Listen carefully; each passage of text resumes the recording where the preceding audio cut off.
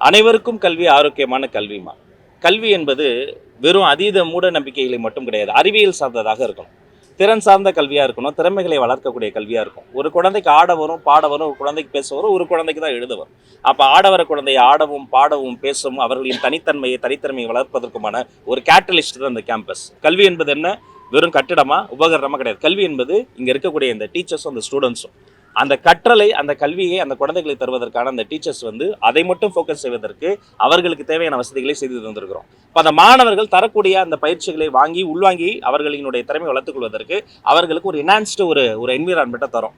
ஒரு செடியில் ஒரு பூ பூக்கலன்னா அது அந்த செடியினுடைய பிரச்சனை கிடையாது, அந்த என்விரான்மெண்ட், அந்த சாயில், அந்த மேன்யூர், அந்த தட்பவெட்பம்.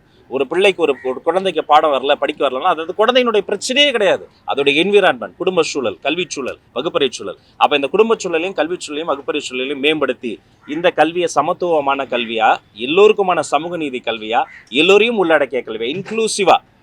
இப்போ சில இடங்கள்லாம் பார்த்தீங்கன்னா புள்ளி நடக்கும், என்ன உருவ கேள்வி நடக்கும், அந்த குழந்தையினுடைய ஒரு குழந்தைக்கு ஒரு தித்துப்பல் இருக்கும், ஒரு குழந்தையினுடைய நிறம், ஒரு குழந்தை எப்படி நம்ம உயர்கல்வியில் ரேகிங்கை அறவே ஒழித்தோமோ அதே மாதிரி இங்கே இருக்கக்கூடிய அந்த பள்ளி கல்வியில் அந்த குழந்தையை டிஸ்ட்ராக்ட் பண்ணக்கூடிய போதையாக இருக்கட்டும், மற்ற பொல்யூட் பண்ணக்கூடிய விஷயங்களாக இருக்கட்டும், அனைத்தையும் கலைந்து ஒரே இலக்கு, உன்னத இலக்கு, அனைவருக்கும் கல்வி, ஆரோக்கியமான கல்வியை நோக்கி நாங்கள் உடற்கல்வி உட்பட எல்லாத்தையும் சென்று சேர்றது தான் எங்களுடைய இலக்கு.